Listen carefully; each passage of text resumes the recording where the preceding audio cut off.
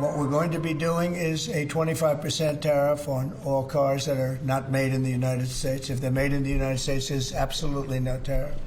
Il avait promis, il l'a dit, Donald Trump, il y aura des tarifs de 25 sur l'industrie automobile, les voitures étrangères aux États-Unis. Il va falloir définir ce que c'est exactement qu'une voiture GM ou Ford ou autre qui entre et qui sort d'une usine canadienne après avec plein de pièces américaines. Enfin, bon, les gens vont travailler là-dessus. Je parle des grands fonctionnaires. Alors, tout ça va s'appliquer à compter de mardi prochain, mercredi prochain. Exactement. 2 avril, ça vient très rapidement. Et pourquoi Donald Trump a signé ce décret hier? Bien, c'est parce qu'il veut ramener toute la production aux États-Unis, forcer l'industrie à construire des usines pour que l'ensemble de l'industrie automobile ait lieu à l'intérieur des États-Unis. Donc, il a signé ce décret. Qu'est-ce que ça comprend? On l'a dit, là, des tarifs de 25 sur l'ensemble des véhicules qui proviennent de l'extérieur des États-Unis. Oui, les pièces, c'est inclus là-dedans. Par contre, ça risque d'entrer en vigueur un peu plus tard. Permanent, je voulais dire ici que Donald Trump promet que ça va rester en vigueur tant et aussi longtemps jusqu'à la fin de son mandat, finalement. Alors, il en a rajouté après la signature du décret sur Truth Social en disant, en parlant du Canada et de l'Union européenne, en disant ceci. Si l'Union européenne collabore avec le Canada dans le but de nuire économiquement aux États-Unis, les tarifs douaniers à grande échelle, bien plus élevés que ceux actuellement prévus, seront imposés à ces deux pays afin de protéger le meilleur ami qu'ils aient jamais eu. Alors, quand on parle de ces relations économiques Canada-États-Unis, pour ce qui est du secteur automobile, bien, c'est énorme. Ici, on voit véhicules et pièces. Qu'est-ce que ça représente? Bien, vous dire, quand on parle d'un marché intégré, bien, c'est ça, c'est qu'il y a des pièces, des véhicules qui font souvent l'aller-retour comme ça entre le Canada et les États-Unis. On parle d'exportation vers les États-Unis de 85 milliards de dollars, d'importation des États-Unis vers le Canada de 83 milliards de dollars. C'est vraiment énorme.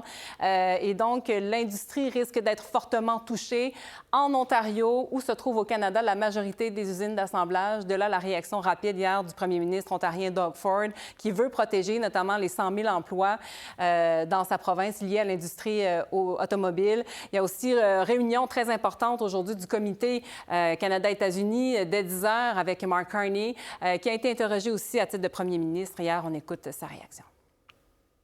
Est-ce qu'il est temps de parler à M. Trump?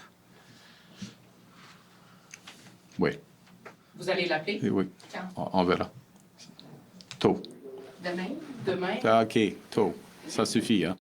On n'a pas l'impression qu'il va négocier en public. Je ne sais pas si vous avez senti ça dans sa réponse. Hein? Bon, il y a le Mexique aussi qui est touché là-dedans parce que ça fait une soixantaine d'années que tout le continent est couvert par des traités et des accords là-dessus. Oui. Mais il y a d'autres producteurs, d'autres manufacturiers étrangers. On pense tout aux Japonais. Oui, vous dire qu'aux États-Unis, là, quand on parle de l'industrie automobile, on achète 16 millions de véhicules l'an dernier. Ouais. Et la moitié de ces véhicules, là, un peu plus de 7 millions, provenaient d'autres pays. Donc, qu'est-ce que ça veut dire en termes de données, en termes d'importation automobile? Bien, regardez ces données. Mexique, vous venez d'en parler, Marc-André, tout près de 80 milliards de dollars en importation. Japon, 40 milliards. Corée du Sud, Canada, un peu plus loin ici, 30 milliards de dollars pour le véhicule seulement. Allemagne, où on a eu une réaction aujourd'hui, on demande des contre-tarifs, possiblement une réponse de l'Union européenne. Énormément de réactions dont je vais vous revenir avec un petit peu plus tard, là, de gens qui regardent quelle sera la riposte, finalement, à ce décret signé par Donald Trump. Bon, oui, et puis il y a les partis d'opposition qui ont tous dénoncé ça, unanimement, ce 25 de tarifs. En fait, ils disent tous que Carney devrait en faire plus parce qu'il en a fait trop peu jusqu'à maintenant pour protéger les intérêts des Canadiens. On peut les écouter. Il devrait dire « Arrêtez ».